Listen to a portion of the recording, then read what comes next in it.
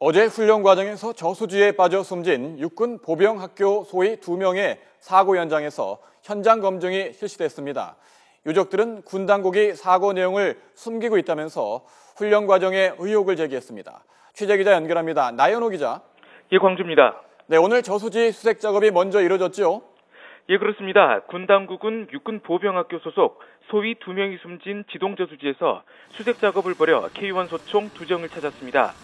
어제 숨진 소위 2명을 인양한 곳에서 불과 몇 미터 밖에 떨어지지 않은 곳이었습니다. 이어 군은 사고가 난 저수지에서 현장 검증을 실시했습니다. 군은 사고 당시 초급 간부들이 국지도발 침투 훈련을 받고 있었다고 설명했습니다. 최근까지 받은 기본 교육 내용을 숙달하기 위해 사고가 발생한 어제부터 야외 훈련을 시작한 것으로 알려졌습니다. 숨진 소위들은 사고 당시 대항군 역할을 맡아 상대 진영으로 침투하던 도중이었습니다. 육군 교육사령부 헌병대는 이번 훈련 과정에서 안전 통제가 제대로 이루어지지 않았다고 밝혔습니다. 심지어 사고 당시 훈련 인원 60명을 교관 단 2명이 통솔했던 것으로 드러났습니다.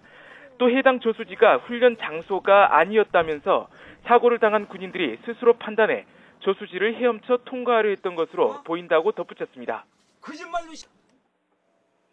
네, 사고와 관련해 유가족들이 여러 가지 의혹을 제기하고 있는데 어떤 내용입니까?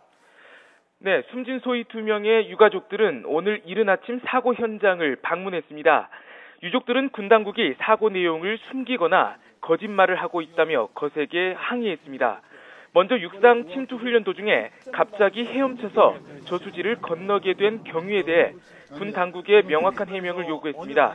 또 사고 이후 구조가 1시간이나 늦어진 경위에 대해서도 군이 제대로 답변을 하지 않는다고 주장했습니다.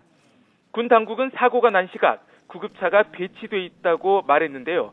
하지만 숨진 군인들을 동료나 교관, 군의관이 인양하지 못했고 결국 출동한 119 구급대원이 인양했습니다. 또 숨진 소위들이 발견될 당시에 구명조끼도 전혀 착용하지 않은 것으로 확인됐습니다. 네, 지금까지 광주에서 YTN 나연호입니다.